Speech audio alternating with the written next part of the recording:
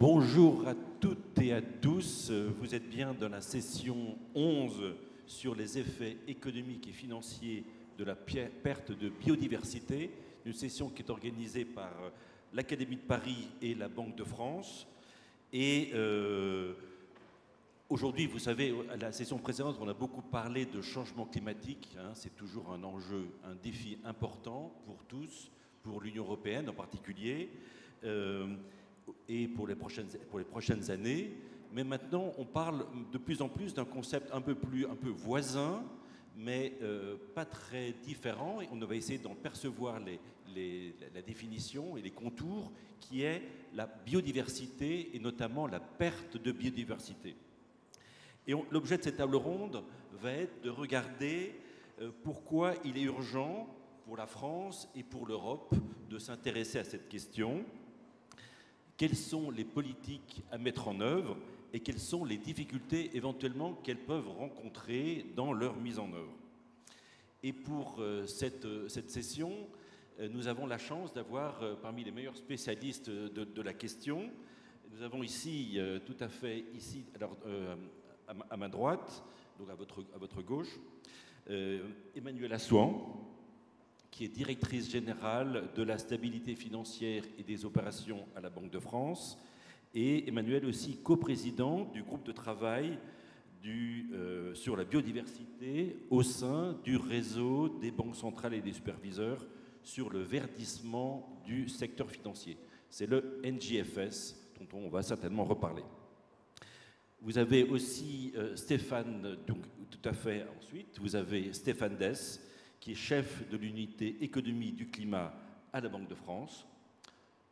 À sa droite, donc à gauche pour vous, vous avez Cécilia Bellora, qui est économiste et chercheuse au CEPI et qui est spécialiste du commerce international.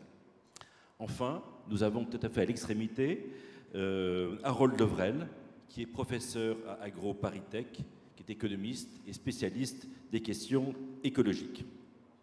Donc voilà, pour traiter ce sujet, et dans lequel on va essayer, alors pour les étudiants et les lycéens, on va essayer de faire un peu le pont entre vos cours de SVT et vos cours de sciences économiques et sociales. Alors, ou plutôt, comment est-ce que les économistes voient les questions de biodiversité et de SVT. Donc on va essayer de faire un peu, c'est un peu un challenge pour nous, qui sommes économistes plutôt, mais il est important que les économistes se saisissent de ces questions compte tenu des enjeux qui sont liés à cette perte de biodiversité. Alors, notre session va être organisée de façon assez classique en deux temps. D'abord, on va faire un peu le constat, quelle est l'évolution de ces diversités, quel est en particulier qui va être le lien entre la biodiversité et l'activité économique. Ça va être le premier temps. Et dans un deuxième temps, on va essayer de comprendre quelles sont les politiques qui peuvent être mises en œuvre et quelles sont les difficultés qu'elles peuvent présenter et quelles sont les limites qu'elles vont avoir. Donc je vais commencer directement par la première question, par le constat, et donc en particulier, qu'est-ce que la biodiversité, vue de la part des économistes, et quels sont les liens entre cette biodiversité et l'activité économique. Et donc, Harold Levrel, je vais vous poser la première question, si vous voulez. Comment pouvez-vous simplement définir ce concept de biodiversité ? Oui, merci. Alors, la biodiversité, souvent, c'est perçu comme un catalogue d'espèces, donc quelque chose d'assez fixiste, alors qu'en réalité, la biodiversité, ce qui la qualifie en premier lieu, c'est sa dynamique.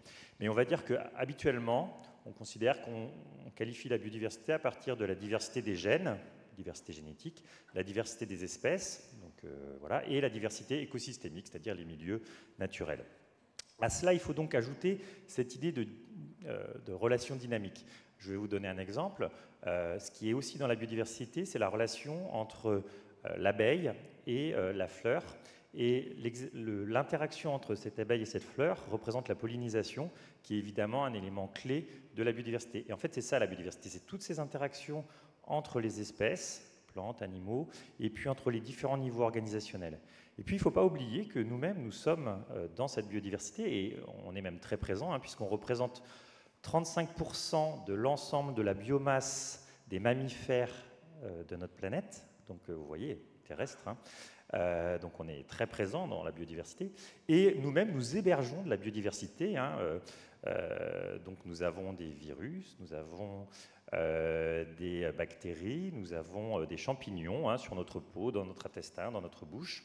Et cela aussi forme un écosystème. On appelle ça le microbiote. Et donc, en fait, vous voyez, la biodiversité, elle est vraiment de l'infini petit à l'infiniment grand, puisqu'on a la biosphère qui regroupe tout ça, et surtout, qui est très complexe et très hétérogène, évidemment, par définition. Donc, la biodiversité est diverse. C'est ça son principe. Donc, par rapport à ça, donc peut-être qu'il est intéressant de maintenant comprendre un petit peu les tendances de cette biodiversité. On sait qu'est-ce qu'on a comme façon de mesurer cette tendance, cette évolution dans le temps, et comment la conçoit-on, parce que la biodiversité n'est pas seulement au niveau de la France, mais aussi au niveau international. Donc, Cécilia Bellora, pouvez-vous nous dire un petit peu, nous éclairer là-dessus? Qu'est-ce qu'il en est? Alors, Harold vient de vous donner une définition qui est assez complexe, et donc on comprend assez vite que même la mesure de ça va être assez complexe. Pour vous donner une idée, ce qui s'appelle l'IPBES, qui est l'équivalent du GIEC, donc c'est le panel de référence en fait des experts internationaux sur la biodiversité, dans un rapport qui est de 2019, a fait un peu l'état des lieux de ce qui se passe au niveau mondial. Et pour faire ça, ils ont utilisé 50 indicateurs. Donc 50 indicateurs, c'est énorme. On n'a pas... Pour le changement climatique, on est habitué à entendre quelque chose comme les émissions de gaz à effet de serre augmentent de temps. Pour la biodiversité, on parle en fait d'une espèce de palette d'indicateurs qu'il faut regarder, qu'il faut interpréter. Et donc même en termes pour décider qu'est-ce qu'il faut en faire, on y reviendra tout à l'heure, c'est un peu plus compliqué que pour le changement climatique. Alors, du coup, 50 indicateurs, je ne vais pas vous donner les valeurs, les chiffres pour ces 50 indicateurs. Par contre, il y en a quelques-uns dont on entend souvent parler, qui sont ceux liés en fait à l'état des populations et des espèces. Vous avez probablement entendu qu'on parle du fait qu'il y a à peu près une espèce sur 8 au niveau international qui est menacée d'extinction, d'une façon ou d'une autre. Pareillement, on sait qu'aujourd'hui, il y a au niveau de la Terre, à peu près 20% des surfaces qui peuvent être encore considérées comme sauvages, donc non atteintes par l'influence humaine, et plutôt 13 à 15% des surfaces de l'océan qui sont dans les mêmes conditions. Donc on a un peu ces notions-là, on a quelques chiffres qui sont mesurés au niveau mondial. Alors, quelles sont les grandes tendances? En fait, aujourd'hui, on sait que il y a un déclin donc la biodiversité est dans un mauvais état et elle continue à baisser. Et on sait que ce mauvais état et ce déclin sont encore plus forts dans ce qu'on appelle des points chauds, des hotspots, là où on a une grande richesse d'espèces et qui est menacée. Donc on en a un peu plus d'une trentaine au niveau de la planète, et on sait que là, ça se passe encore moins bien, alors que ce sont des endroits qui sont à préserver.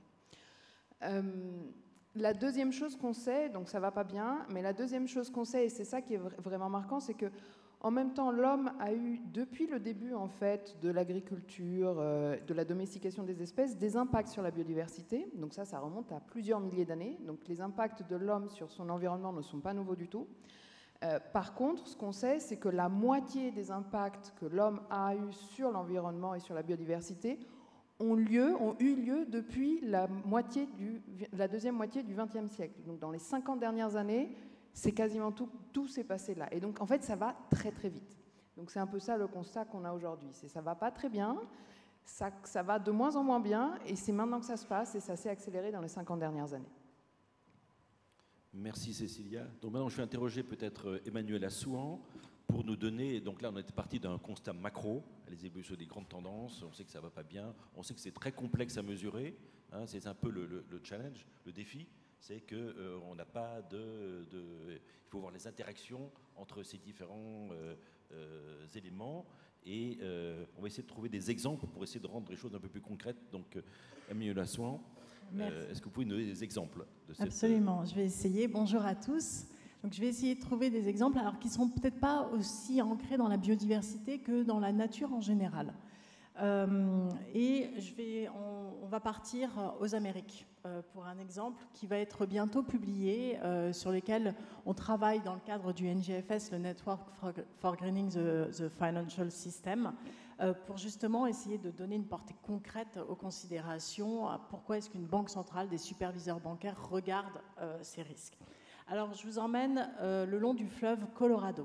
C'est un fleuve très très long qui trouve sa source dans les Rocheuses et qui aboutit dans le golfe de Californie du côté du Mexique.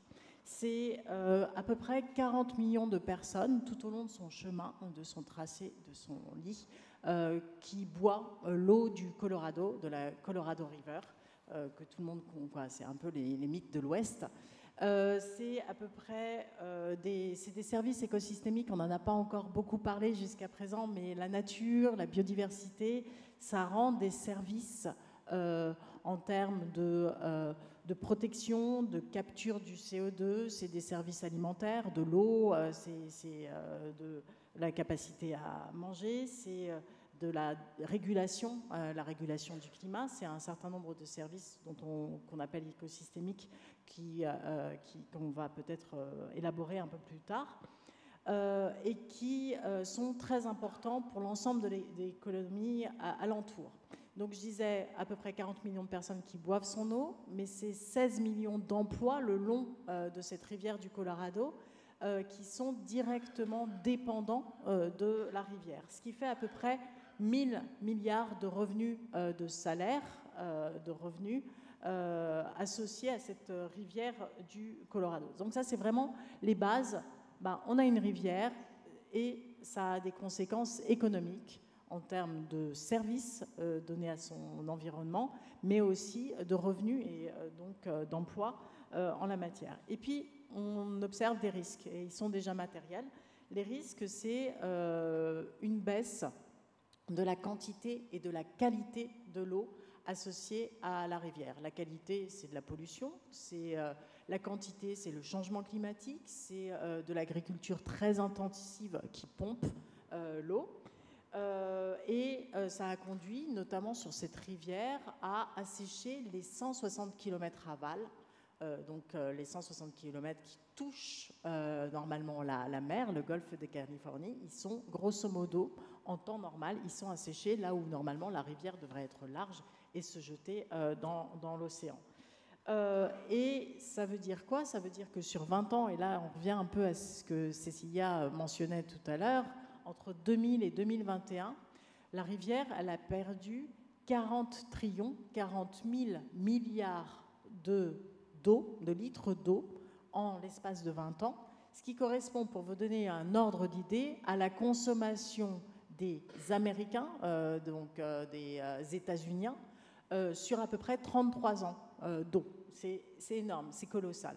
Et ce qu'on anticipe, c'est qu'il va y avoir d'ici 2050 à peu près encore 30% de pertes d'eau associées à cette rivière qui vont s'évaporer pour des raisons X, Y, Z. Voilà, ça c'est pour un tableau. Donc, bien entendu, des emplois, des risques, des revenus. Tout ça, c'est une bonne petite formule pour de l'économie. Et peut-être au prochain épisode, on va voir quelles sont les prochaines étapes. Oui, merci Emmanuel. On va effectivement regarder un peu plus, de façon plus générale, un peu les grands canaux par lesquels c'est donc un peu la deuxième phase de notre analyse.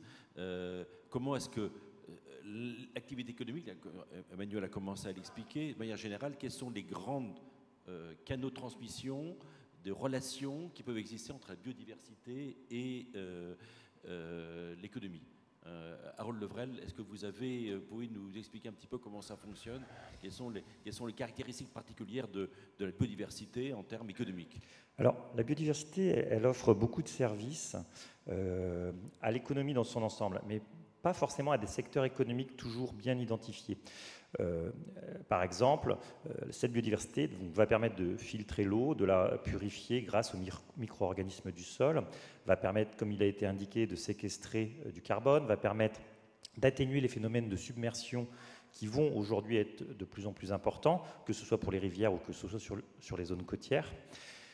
Et ça offre aussi des îlots de fraîcheur. Enfin bref, ça donne vraiment énormément de services. Sauf que la plupart de ces services ne sont pas associés à des activités économiques, mais plutôt au bien-être des populations. C'est quelque part le malheur de la biodiversité, c'est que tous les services qu'elle fournit, ou du moins la grande majorité d'entre eux, eh bien, ils sont plutôt de nature publique ou collectif commun, on dit en économie.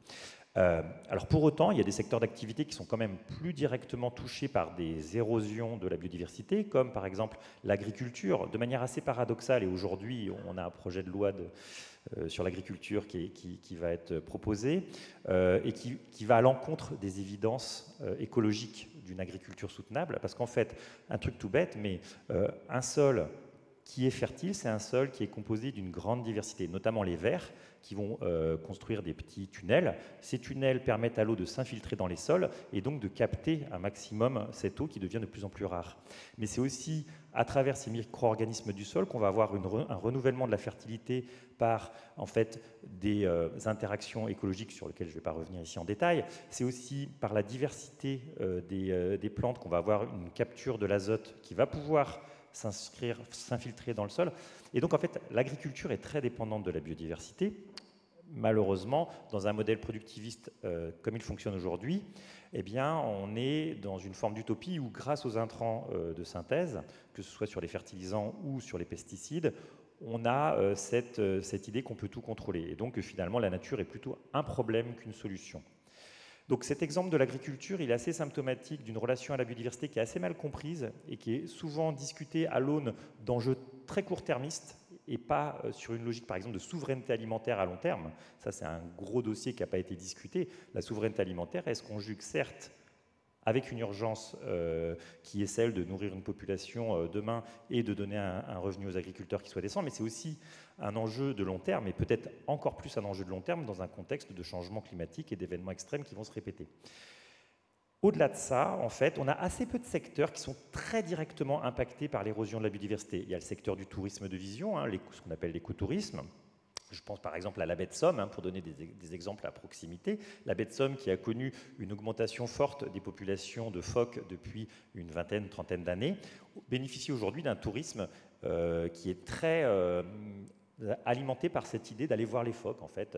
Et quand on s'adresse aux offices du tourisme, ils le mentionnent comme l'élément clé, en fait, du package, on va dire, de la baie de Somme. Donc on a des sommes d'exemples comme ça. Pour autant, dire que notre PIB, notre économie dépend de la biodiversité directement, ce n'est pas facile à établir. Il y a eu des travaux qui ont essayé de combiner à la fois des modèles d'équilibre général calculables en économie et des modèles de calcul de services écosystémiques, et qui à la fin sont assez décevants parce qu'en fait, il y a quelques activités comme la pêche, le secteur assurantiel, bien évidemment, par les phénomènes de submersion, ou l'agriculture qui vont être impactés, mais ça représente en fait des tout petits pourcentages de PIB. Donc il y a un vrai questionnement sur est-ce que c'est comme ça qu'il faut aborder l'enjeu biodiversité du point de vue économique. Et là-dessus, en fait, on peut porter le diagnostic de manière inverse, c'est ne pas tant s'intéresser aux services que fournit la biodiversité directement à l'économie, mais plutôt considérer que dans son ensemble, la biodiversité est une nécessité pour notre économie. Je dirais que même si on va sur les carburants fossiles, à l'origine, ce sont des animaux et des végétaux qui se sont fossilisés. Donc tout vient du vivant, de toute façon. Et dans cette perspective, ce qui est important, c'est de protéger cette biodiversité dont on sait que ça va être notre assurance à long terme. La biodiversité, sa particularité, c'est qu'elle rend les choses résilientes. Que ce soit une parcelle agricole, que ce soit notre corps qui bénéficie de la biodiversité qu'elle contient, ou que ce soit une forêt, la diversité, c'est un facteur d'assurance face aux événements extrêmes. Et ça, c'est démontré empiriquement, théoriquement. Et de ce point de vue-là, il faut donc la protéger. Et la question est donc, c'est comment on va répartir la responsabilité dans les différents secteurs d'activité qui génèrent des impacts sur cette biodiversité. Et là, c'est un gros sujet de comptabilité, c'est un gros sujet de droit, et c'est un gros sujet, évidemment, politique, parce qu'il faut faire des arbitrages. Très bien, mais donc du coup on peut passer effectivement dans cette analyse, je comprends que la résilience est un facteur important, la diversité des espèces, la diversité des sources d'alimentation est un facteur de résilience et de résistance à des chocs. Il y a un facteur aussi qui est important aussi, c'est le facteur de non-substituabilité. Il faut dans certains cas utiliser les ressources, certaines ressources ne sont pas substituables. Alors je sais qu'il y a des exemples dans lesquels par exemple la pollinisation, c'est un service qui est offert. Il n'y a pas beaucoup, je sais qu'il y a des exemples quand même, néanmoins, on peut remplacer la pollinisation par une pollinisation artificielle. Il y a quand même un certain nombre de services qui ne sont pas substituables. Donc il y a un capital qui est déterminé et sur lequel on ne peut pas... et donc il faut préserver ce capital et cette diversité. Et donc, comme on parle de capital et d'actifs, je vais directement interroger Emmanuel Assouan sur effectivement comment est-ce que, du point de vue du secteur financier, quel est l'impact de cette biodiversité au système financier et est-ce que vous pouvez nous expliquer comment se fait du coup, on parlait d'économie, maintenant on va parler peut-être de la finance et le lien entre les deux. Alors, si les banques centrales, les superviseurs bancaires et assurantiels regardent les risques associés à la perte de biodiversité et aux atteintes à la nature, c'est parce que, en fait, ça a des risques sur la macroéconomie et donc le système financier. Nos différents mandats, qui sont le mandat de la stabilité des prix, l'inflation aux alentours de 2%, et bien entendu la stabilité financière, faire en sorte que l'économie, à tout moment, l'économie réelle, trouve les moyens de se financer pour répondre aux besoins. Alors, perte de biodiversité et atteinte à la nature, il y a deux risques majeurs qui sont, comme pour le climat et le changement climatique, des risques physiques classifiés en deux risques principaux, risque physique et risque de transition. Un risque physique, c'est quoi? On a une entreprise, une activité, alors de façon plus directe, une activité agricole qui est dépendante, par exemple, de l'eau, tout simplement. Reprenons la rivière Colorado, beaucoup d'exploitations agricoles. Le jour où il y a un tarissement de la rivière, eh bien, l'activité agricole qui est financée, eh bien, elle périclite et elle n'est plus à même de poursuivre son activité. Donc ça, c'est un risque associé à un risque physique. On n'a plus le service rendu par la nature et c'est un choc physique sur l'activité économique. Le deuxième risque, c'est le risque de transition. On a des entreprises qui ont des activités, et comme le mentionnait tout à l'heure Cécilia, les activités humaines, elles sont à l'origine d'une forte décroissance de la biodiversité et d'atteinte à la nature. Dans une étude économique qu'on a faite en 2021 à la Banque de France, on estime que dans les portefeuilles de titres des institutions financières en France, les entreprises qui émettent ces titres, c'est pour grosso modo explique à peu près 130 000 km² de perte de nature intacte, naturelle, de perte de nature vierge, ce qui représente à peu près un quart de la France, du territoire de la France métropolitaine. Donc les activités qui sont en portefeuille des institutions financières françaises ont contribué pour une perte de 130 000 km² de nature vierge en France, un quart du territoire. Le jour où on considère que ceci doit s'arrêter, parce qu'il faut préserver la nature, voire la restaurer, eh bien ces activités, elles vont forcément être impactées dans leur modèle d'affaires. C'est la loi, la réglementation qui s'instaurera, elle va mettre un risque pour ces entreprises qui ont des effets sur la nature, qui sont des effets d'ordre de risque de transition et qui ont, là encore, des impacts en termes de business model. Si les entreprises ne savent pas s'adapter, elles ont une activité qui risque de péricliter. Peut-être deux exemples très très concrets pour illustrer ceci. Pour le risque physique, moi je suis une papeterie, j'ai besoin de beaucoup d'eau. Je suis sur le bord d'une rivière qu'on appelle la Saône, le Rhône, la Seine. Le jour où il n'y a pas suffisamment d'eau pour alimenter mes machines, ma papeterie, eh bien ma papeterie c'est quand même un investissement physique très important. Si je n'ai plus l'eau nécessaire pour alimenter ma papeterie, je suis obligée de me réallouer ailleurs. Mais ça va me coûter de l'argent. Je n'ai peut-être pas les moyens de le financer parce que je n'ai pas forcément le capital. Et donc là, je subis un risque physique avec une perte de revenus très probable qui peut me conduire à fermer mon entreprise. De la même façon, le risque de transition, et là, Cécilia en parlera beaucoup mieux que moi, je décide, je suis l'Union européenne et je décide maintenant que les biens alimentaires, agricoles qui conduisent ou n'importe quel autre bien qui conduisent à de la déforestation, où que ce soit dans le monde, eh bien, je les interdis. Je n'en veux plus parce que la déforestation, on sait que c'est une atteinte à la nature et que ça a des incidences non négligeables. Eh bien, ça va avoir des incidences macroéconomiques importantes pour les pays qui sont exportateurs de ces biens et qui sont à la source de la déforestation.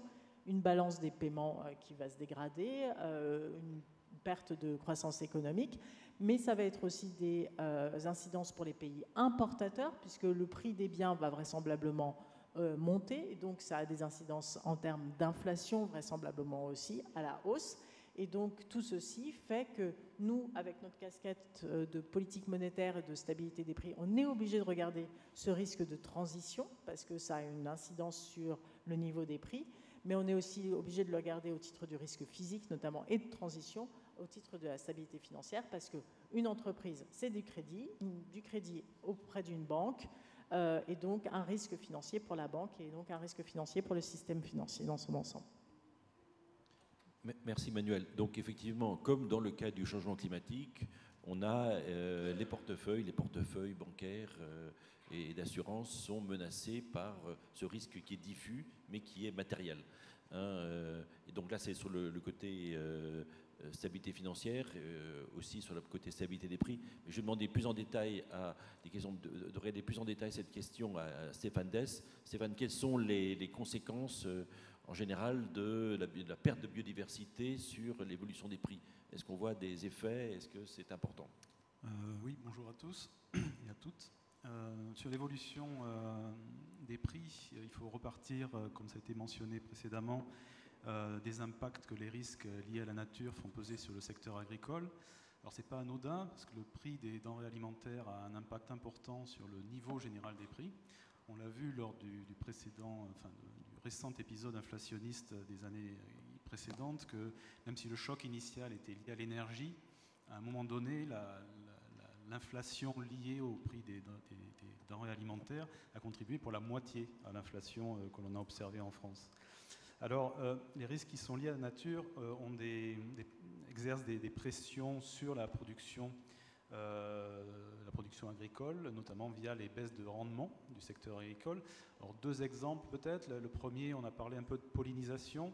Donc, il y a une étude, par exemple, qui montre qu'en cas de disparition de la pollinisation animale, on pourrait avoir des baisses de production assez importantes. Alors, c'est assez hétérogène selon les zones, mais ça va entre 2,5% en France jusqu'à 12,5% en Chine. Donc c'est des chocs qui sont assez importants. De même, autre risque lié à la nature, c'est les ravageurs de culture et les agents pathogènes. Là aussi, il y a des études qui montrent que les impacts, notamment sur les rendements de céréales, pourraient atteindre 30%. Donc des chocs qui sont assez violents et qui peuvent avoir des répercussions sur les prix qui sont importants. Alors historiquement, on a un exemple qui est la grande famine en Irlande en 1845-1850, où on avait des maladies qui venaient des Amériques qui ont touché la culture de pommes de terre. Les rendements se sont réduits dès la première année d'un tiers et de 3/4 l'année suivante, avec des impacts assez immédiats sur les prix. On a vu le prix de la pomme de terre multiplié par 3 assez rapidement, et puis les autres prix, notamment des prix de céréales, qui ont également augmenté. Alors lorsqu'on parle agriculture, ce n'est pas seulement sur les denrées alimentaires, il y a énormément de productions agricoles qui sont utiles aussi pour l'industrie. Donc on peut penser au coton par exemple pour le textile, ou le caoutchouc naturel pour les pneus. Là aussi, sur le caoutchouc par exemple, il y a une menace qui est assez importante, qui est le risque d'épidémie, notamment en Asie du Sud-Est, où il y a 90% de la production mondiale de caoutchouc qui est concentrée à cet endroit-là. Il peut y avoir des substitutions, on parlait de substitutions avec des matériaux de synthèse, mais ils sont assez limités pour certains usages. Alors, sur les prix en soi, là, on est en train de mener une étude à la Banque de France sur des prix mondiaux de matières premières, donc caoutchouc, blé, autres céréales, et on voit que lorsqu'on étudie l'évolution des prix, il y a la moitié de cette évolution qui est expliquée par des facteurs globaux du style demande mondiale ou offre mondiale, mais il y a aussi l'autre moitié qui est expliquée par des facteurs qui sont spécifiques à ces cultures-là. Alors historiquement, jusqu'à présent, on a plutôt vu des facteurs d'origine climatique, donc des sécheresses par exemple, ou des catastrophes de ce type, mais avec une perte grandissante en biodiversité, on pourrait avoir aussi des pressions sur les prix qui viennent de ces risques liés à la nature et qui pourraient donc engendrer des implications et des hausses de prix assez importantes via le secteur agricole sur l'alimentaire, mais comme je le disais aussi dans l'industrie textile ou automobile. Donc c'est des risques que l'on regarde avec une attention très importante dans les banques centrales. Est-ce qu'on peut conclure que les risques liés en matière de hausse des prix est plus forte en ce qui concerne la biodiversité qu'en ce qui concerne le changement climatique? Alors pour l'instant, le lien entre les deux est assez flou, assez étroit. Hein. Donc on a parlé du problème d'eau qui est à la fois un problème climatique et puis un problème qu'on peut dire associé à la nature. Donc de manière générale, lorsqu'on parle de sécheresse, là on a des effets qui sont assez massifs, mais si on envisage des scénarios où la perte en biodiversité peut être assez importante, là on parlait des pollinisateurs ou des agents pathogènes, on peut avoir des impacts qui pourraient être similaires à ceux que l'on observe déjà sur des risques climatiques. Merci. Alors avant de passer la parole là, parce qu'il y a évidemment une question très importante, c'est le commerce international, et d'interroger Cécilia sur la question. Je vais simplement saluer tous nos amis qui nous regardent en ligne, notamment un groupe d'étudiants du supérieur à Loquidie, La Salle à Nantes, un autre du lycée Siegfried à Paris, au lycée Passy-Saint-Honoré à Paris à nouveau, l'INRAE à Rennes, l'université de Guyane, très sensible certainement à la biodiversité, un autre groupe à Malaga et un groupe à Lisbonne, à l'université d'Abidjan, et aussi des seniors qui nous regardent dans une maison de retraite à Paris. Donc voici, tout le monde est concerné par ces questions. Donc voilà, donc Cécilia, sur cette question du commerce international qui est évoqué, on parle toujours de comment est-ce que vous voyez un petit peu cette transmission des biodiversités ou les impacts croisés entre la biodiversité et le commerce. Alors effectivement, c'est une question d'ailleurs qui est revenue dans l'actualité récemment, puisque à chaque fois qu'on discute surtout aujourd'hui, c'est à chaque fois qu'on discute d'accords de libre-échange, on remet dans la discussion, en fait, dans le débat public, la question de quel est l'impact d'un possible accord sur l'environnement en général, et on a souvent en tête deux choses, c'est changement climatique et biodiversité. D'ailleurs, comme ça, même dans ce que vous avez peut-être entendu de l'accord de libre-échange avec le Canada, le CETA, il y avait une discussion sur la biodiversité liée à l'extraction des ressources naturelles. Et d'ailleurs, et on a aussi dans la discussion aujourd'hui, là, est-ce qu'on signe un accord de libre-échange avec le Brésil en particulier, Mercosur en fait, donc un ensemble de pays, mais dont le Brésil, parce qu'on risque de, si on augmente les échanges avec ce pays, d'avoir un impact sur la déforestation en Amazonie. Et donc on voit bien qu'il y a un lien. Alors maintenant, la question, c'est au-delà du cas par cas, est-ce qu'on arrive à avoir un peu un cadre de pensée là-dessus? C'est pas cadre de pensée dans le sens, est-ce qu'on arrive à structurer un peu les idées et les effets? Et la réponse, c'est qu'on a essayé, les économistes ont essayé et sont arrivés à capturer un peu la chose de la façon suivante. On se dit, le commerce international a des impacts directs sur la biodiversité, qui sont un peu plus faciles à appréhender, qu'on voit assez directement, et puis le commerce international a aussi des impacts indirects. Et alors ceux-là, ils sont un peu plus délicats, mais ils sont quand même super importants potentiellement.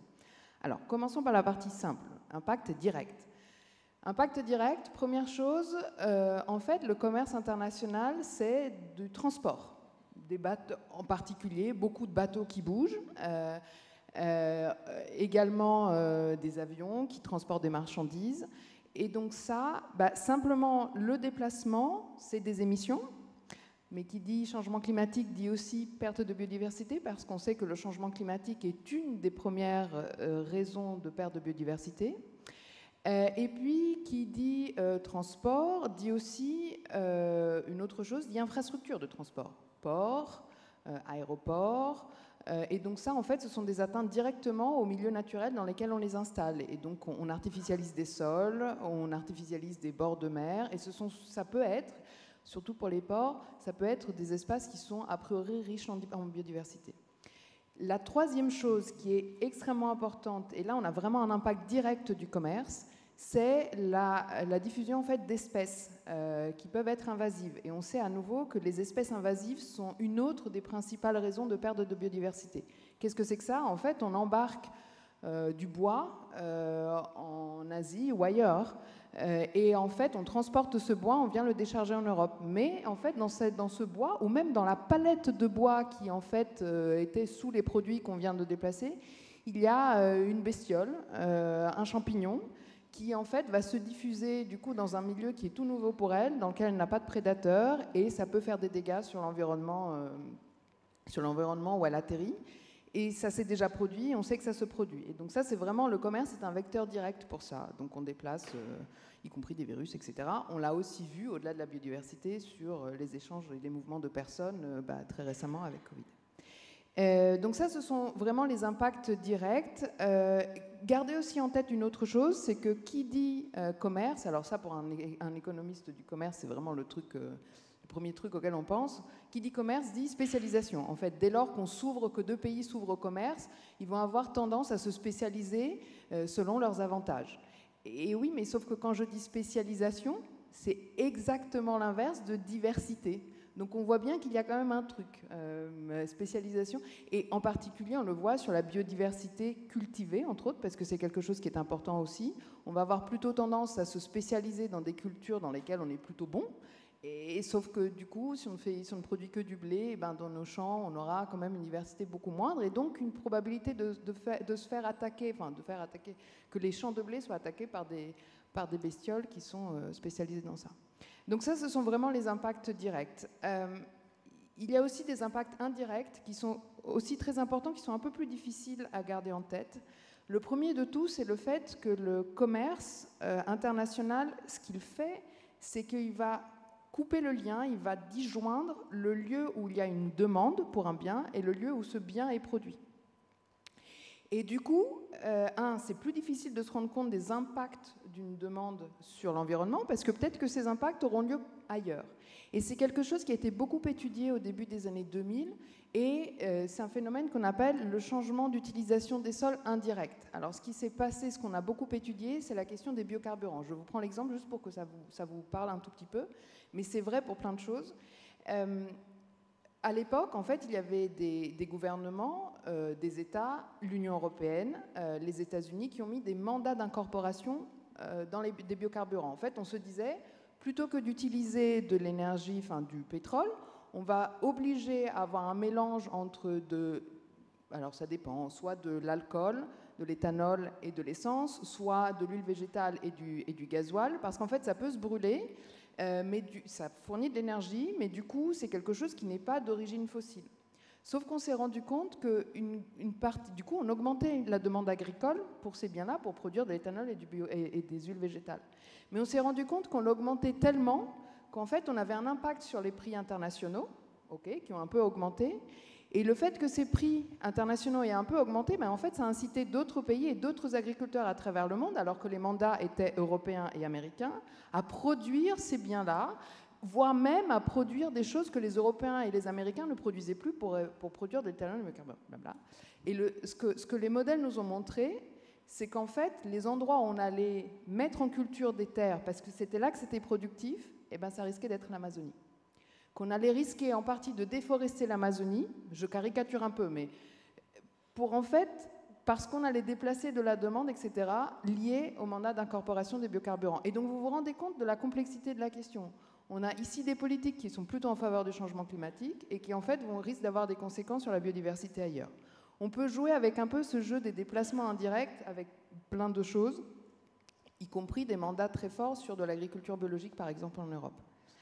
Et donc ça, c'est le principal effet indirect du commerce. C'est cette question de déplacement des prix, de la demande et d'avoir des effets lointains à travers le monde. Merci Cécilia. Donc vous avez déjà commencé à toucher aux politiques. Ça va être un peu le deuxième temps de notre réflexion. On a été très a pas mal discuté du constat. Donc je vais directement passer la parole à Stéphane Dess pour nous expliquer un petit peu comment mettre en œuvre justement ces politiques de transition dont a parlé Emmanuel Assoir. Oui, merci. Donc, là, on voit qu'il y a un problème, donc il faut traiter le problème. Donc il y a des textes de loi dont la mise en place se fonde sur la protection de la nature. Ils sont bien évidemment nécessaires. Nous, en tant qu'économistes, et Emmanuel en a parlé précédemment, on s'intéresse aussi à ce risque de transition. Quel coût économique peut avoir ces politiques visant à respecter l'environnement. Donc j'ai quelques exemples, peut-être en prendre un ou deux. Le premier exemple, c'est la loi zéro artificialisation nette. Donc on sait que le changement d'usage des sols est le premier facteur d'érosion de la biodiversité dans le monde. Et en France, donc quelques chiffres, depuis 1981, les terres artificialisées sont passées de 3 à 5 millions d'hectares. C'est une augmentation de 70%. Alors pendant ce temps, la population, elle, n'a cru que de 19%. Donc on voit qu'il y a eu les terres artificialisées ont gagné du terrain. En réaction, on a eu une loi en 2021, Climat et Résilience, qui a fixé l'objectif d'atteindre la zéro artificialisation nette des sols en 2050. Et on a un objectif intermédiaire qui vise à réduire de moitié sur les 10 prochaines années la transformation d'espaces naturels, agricoles ou forestiers en terres artificialisables. Tout ça peut avoir des coûts économiques et donc ce sont ces coûts qui nous intéressent. Donc les secteurs qui sont les plus vulnérables à cette loi sont bien évidemment l'agriculture, mais aussi l'hébergement, services de restauration, Harold en a parlé également au début, qui ont tendance à s'étendre sur des zones naturelles ou semi-naturelles plus que des autres activités. Alors on a fait quelques études également à la Banque de France sur les impacts de cette loi, avec des impacts potentiels annuels maximaux sur le PIB de l'ordre de 28 milliards d'euros, donc ça représente à peu près 10% du PIB du secteur de la construction. Et ces secteurs, ça va au-delà de ces secteurs. On peut également avoir des secteurs touchés tels que ceux produisant des biens publics, comme tout ce qui est gestion des déchets, retraitement de l'eau. Et si ces secteurs font face à ces restrictions, on peut aussi avoir des pressions qui vont se traduire sur des augmentations de prix du terrain, par exemple, et donc avoir des impacts sur le marché immobilier et in fine des impacts sur la stabilité financière. On peut également avoir, et c'est ce que l'on remarque aussi lorsqu'on met en place des réglementations sur le climat, des risques de fuite, c'est-à-dire que certaines entreprises pourraient être incitées à délocaliser leurs activités hors de France, au prix donc de conséquences macro qui peuvent être également négatives sur l'activité, sur l'emploi, etc. Peut-être un deuxième exemple, c'est la loi contre les pesticides. C'est une loi européenne. On sait que les substances actives phytopharmaceutiques est une des causes reconnues de l'érosion de la biodiversité. Alors, il y a une directive européenne qui a été mise en place qui prévoit que chaque État membre mette en place un plan d'action visant à réduire les risques et les effets d'utilisation des pesticides. Là aussi, cette réglementation peut avoir des conséquences économiques. Et l'on a par exemple une étude qui montre que cette réglementation pourrait impliquer des baisses de 12% en termes de production et des hausses de prix, puisque nous on s'intéresse également aux pressions sur les prix, pourraient être jusqu'à 17%. Donc voilà, nécessité pour préserver la biodiversité, mais nous en tant que Banque centrale, on s'intéresse également aux implications économiques sur l'activité économique, l'emploi et sur les prix. Et donc dans la gestion de la transition, il est important également de prendre en compte ces coûts. Merci. Donc je vais interroger maintenant Harold Levrel pour savoir si, voilà, donc tu as présenté un petit peu ce qui était fait en Europe. Est-ce que globalement, en France en particulier, est-ce qu'on fait mieux qu'à l'étranger, dans les autres pays ? Alors non, c'est moins bien. Si vous voulez une réponse claire et rapide. Donc alors là, par exemple sur les pesticides, il ne vous a pas échappé que ça a été abandonné, la directive sur les pesticides. Donc aujourd'hui, en fait, justement, les arguments économiques du coût de la transition sont plutôt utilisés par les secteurs d'activité pour faire pression sur l'exécutif qui, aujourd'hui, et sur beaucoup de dossiers, il y a aussi le dossier sur les PFAS, donc les polluants éternels, là, c'est aussi un autre élément d'actualité où il a été proposé donc un projet de loi là, sur l'arrêt de l'usage des PFAS, mais aussi leur commercialisation en France, hein, avec un objectif pour 2026. Et puis en fait, Seb, hein, pour ne pas le nommer, a dit oui, mais là on a 3000 emplois en jeu. Et puis par ailleurs, en fait, ça n'est pas réaliste pour des raisons scientifique, soi-disant, et donc a appelé d'ailleurs à manifester aujourd'hui, hein, ce mercredi, devant l'Assemblée nationale. Donc très rapidement, l'exécutif a dit oui ou non, effectivement, vous avez tout à fait raison, on va reporter à 2030. Bon, il y a une tendance actuelle qui a abandonné toutes les directives, toutes les réglementations, toutes les lois en faveur de la biodiversité. Autant le Green Deal a tenu ses promesses sur le carbone, hein, le fameux arrêt des véhicules à énergie fossile pour 2035, c'est quand même quelque chose d'extrêmement fort. Bon, sur la biodiversité, tout a été abandonné. La directive sur la renaturation a été abandonnée, les pesticides abandonnés. En France, c'est la même chose, je ne vais pas refaire l'histoire de ces dernières semaines. Et donc, la morale de tout ça, c'est quand même de se demander jusqu'où, en fait, ces réglementations, ces décisions fortes du point de vue du texte, ont des conséquences sur l'économie réelle pour la transition biodiversité. Et je vais prendre un autre exemple, qui est la loi de 2016 pour la reconquête de la biodiversité, dans lequel il était mentionné explicitement que tout projet d'aménagement doit être autorisé uniquement si une absence de perte nette de biodiversité est démontrée, et le préfet ou la préfète ne doit pas autoriser le projet sans cette démonstration. Or, depuis 2016, c'est 100% des projets qui ne respectent pas ce critère. Là, je suis très... Donc, comment ça se passe derrière? Eh bien, c'est attaqué devant une cour administrative par des ONG, mais qui n'ont pas non plus que ça à faire. Donc, à un moment donné, elles ne peuvent pas faire du contentieux de tous les côtés. Et ça, c'est quand même quelque chose, d'un point de vue économique, qui nous amène dans une direction qui est assez inquiétante, qu'on connaît aujourd'hui aux États-Unis, hein, sur les pesticides. Aujourd'hui, on est à 12 à 13 milliards d'indemnités qui ont été données à des citoyens américains par Bayer, qui avait fait la meilleure affaire qui soit en rachetant Monsanto, puisqu'ils l'ont racheté 50 milliards, je crois, ils sont déjà à 10-12 milliards d'indemnités, et on prévoit qu'en fait ça va monter énormément, puisqu'on a 40 000 plaintes en attente. Hein. Sur les PFAS, c'est pareil. Les PFAS, c'est 12 milliards qui ont déjà été versés aux États-Unis par une entreprise, pour des sociétés de traitement de l'eau, à titre préventif, mais en fait ça va augmenter énormément. Donc ce qu'on voit, c'est le coût à ne pas agir aujourd'hui devient énorme, tout du moins dans le cas de l'exemple américain. Et de ce point de vue-là, en France, tout particulièrement, on aurait intérêt quand même à disons, apprendre de ce qui se passe de l'autre côté de l'Atlantique pour ne pas, en fait, à chaque fois qu'un corps constitué qui détient une rente, hein, de fait de situation et qui est historique, eh bien qu'il n'y ait pas un renoncement à l'application de lois qui implique une transition, parce que de facto, la transition implique la disparition d'emplois. C'est une évidence. Et de facto, la transition implique la disparition de certains secteurs. C'est une évidence. Donc sur le climat, ça commence à être assumé. Sur la biodiversité, absolument pas. Le bio aujourd'hui en France est un secteur qui bénéficie de moins de subventions par unité de travail agricole que le conventionnel. On est l'unique pays européen dans cette situation. Alors ça fait bondir le ministère de l'Agriculture et la FNSEA parce qu'ils ramènent tout à la surface. Mais en fait, c'est une subvention d'exploitation, ça doit être comparé à un indicateur d'exploitation. Et l'unité de travail agricole, c'est l'unité qui est utilisée en Europe. Donc c'est comme ça. Et donc ça, c'est des choses qui sont très clairement des facteurs de blocage pour la transition. Et on sait qu'en France, les deux secteurs qui sont le plus à viser, c'est la construction, ça a déjà été évoqué. Le ZAN, pour l'instant, résiste relativement bien. C'est-à-dire qu'on a des attaques des lobbyistes, c'est logique, c'est le jeu. On sait que ça ne va pas être appliqué de manière aussi exigeante que le mentionne la loi, mais pour l'instant, on ne voit pas l'échafaudage se fissurer complètement. Pour l'agriculture, qui est l'autre vecteur de destruction de la biodiversité, là, on a perdu 10-15 ans en un mois.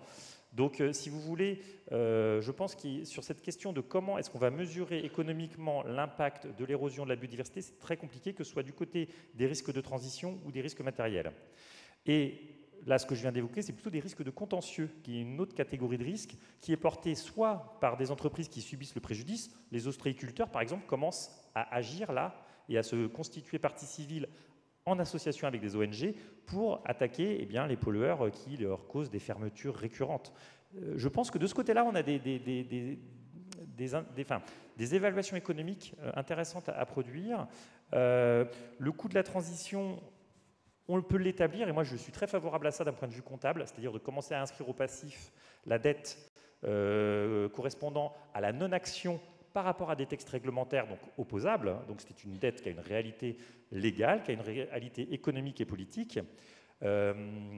Pour autant, le constat qu'on peut faire, c'est que quand on inscrit cette dette au passif, on l'a fait avec des collègues pour le zéro artificialisation nette, en fait, il y a deux effets potentiels. Soit la peur est positive, c'est-à-dire qu'elle va générer des actions par le secteur pour dire bon, il faut absolument qu'on réduise cette dette parce qu'on risque de l'utiliser à un moment donné, par exemple, comme assiette fiscale, au hasard, hein. Ou ça pourrait être même un élément qui, dans les reporting extra-financiers, qui sont obligatoires maintenant pour les entreprises de plus de 500 salariés et qui vont être obligatoires pour les entreprises de plus de 250 salariés à partir de l'année prochaine, et où la biodiversité est mentionnée, eh bien, ça pourrait aussi être utilisé comme un élément pour classer les entreprises pour les financeurs. Donc, il y a un mouvement de ce côté-là, mais l'effet adverse, enfin l'effet inattendu négatif, c'est que ça peut aussi créer un gros mouvement de lobbying pour dire, en fait, on ne veut surtout pas assumer ce risque et on veut que l'État socialise les coûts comme il le fait habituellement. Merci Harold. On n'a plus beaucoup de temps là. On va maintenant peut-être conclure. Demander, est-ce qu'en une minute, vous pouvez nous dire quels sont d'après vous les enjeux ou les risques majeurs à intégrer pour que cette transition qui semble difficile soit réalisée. Donc Emmanuel Lassois. De notre perspective, les risques physiques, les chocs, ils sont certains. Et ça va créer des pertes, c'est un impact macroéconomique, un impact financier important.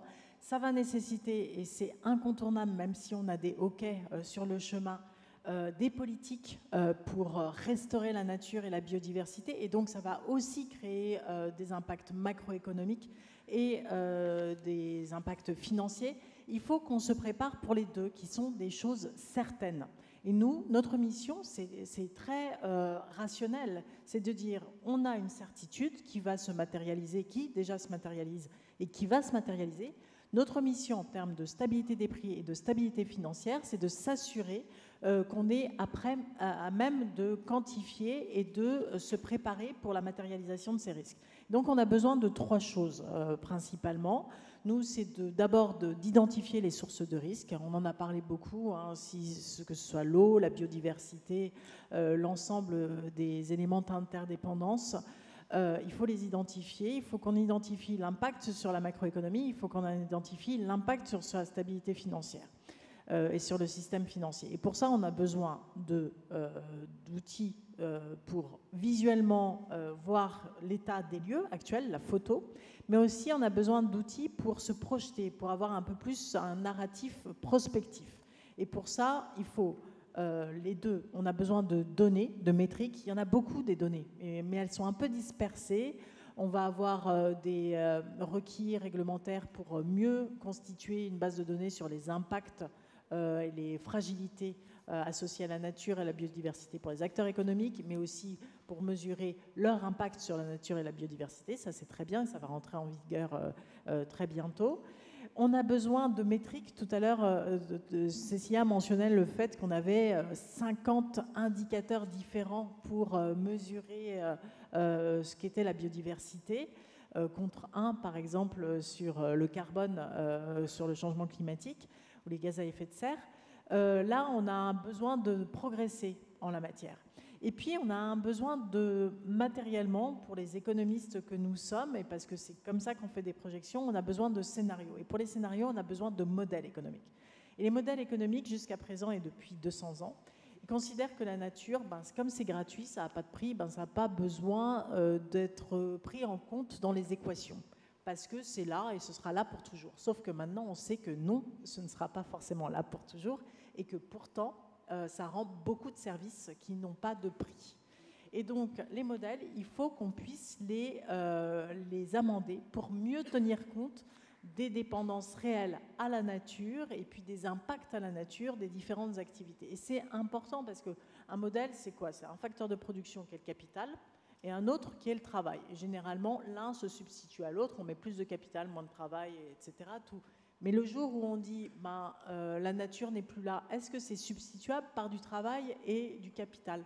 Pas forcément, parce que la nature ou la biodiversité, on peut espérer qu'il y ait un peu de technologie, mais on n'arrivera pas à substituer l'Amazonie ou la biodiversité par du capital et du travail. Donc là, on a un enjeu fort de repenser nos modèles macroéconomiques pour progresser et avoir cette vision prospective.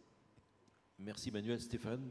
Oui, très rapidement, je pense qu'on a beaucoup travaillé depuis quelques années sur le changement climatique. On a adapté, ce que Emmanuel disait, on commence à adapter nos modèles au changement climatique. Donc là, il faut faire l'effort supplémentaire, c'est-à-dire d'intégrer également la nature dans ces modèles-là. Alors c'est assez complexe.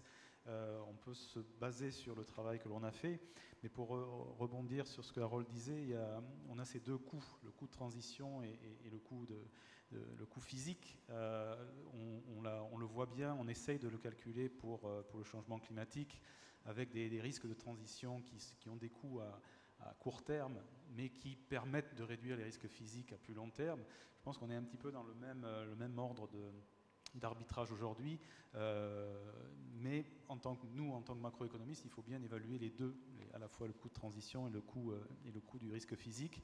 Et voilà, on a des pistes pour intégrer le capital naturel, comment il se dégrade, comment on l'exploite, comment il se régénère également, des fonctions de dommage également pour essayer de mesurer le coût économique d'une dégradation de la biodiversité. Voilà, tous ces outils doivent être intégrés dans nos modèles de banque centrale. C'est un défi, mais c'est un défi qu'on est prêt à relever. Cécilia, peut-être le mot de la fin. Je vois que... Très court. Deux choses, mais vraiment très très court. Je vous ai parlé de commerce et je vous ai dit que le commerce avait un impact sur la biodiversité. Mais ce n'est pas une raison, il ne faut pas penser, ça a été démontré, que c'est en arrêtant le commerce qu'on va sauver la biodiversité. Donc les liens sont complexes, on peut en faire une deuxième conférence si vous voulez, mais donc s'il faut retenir un truc quand on dit commerce et biodiversité, c'est pas en arrêtant le commerce qu'on va sauver la biodiversité. C'est peut-être en modifiant certaines règles, c'est en ajoutant des clauses, mais pas en l'arrêtant. Donc voilà, si ça peut faire un écho au débat actuel, voilà. Deuxième chose, on a parlé beaucoup biodiversité. Ce qu'on commence à penser aujourd'hui, c'est qu'on a des politiques qui sont un peu en silo. On s'occupe de changement climatique, on s'occupe de pollution, on s'occupe de biodiversité avec des œillères. Et en fait, c'est pas comme ça que ça marche. Vous avez entendu, c'est complexe, ça se lie. Le changement climatique est une des principales causes des pertes de biodiversité, donc il faut qu'on arrive à penser les différents éléments, changement climatique, pollution, biodiversité, autres, ensemble. C'est pas facile, mais si c'est un message à passer pour les futurs, voilà, ce qu'il faut penser en termes de régulation dans les prochaines années, c'est ça. Merci beaucoup, je crois qu'on va s'arrêter là. Merci à tous pour cette table ronde très riche et effectivement sur un sujet qui est complexe, mais je crois qu'il y a des travaux qui sont en cours et qui donnent une lueur d'espoir pour arriver à réduire, à arrêter ce phénomène d'érosion et de perte de biodiversité. Merci à tous.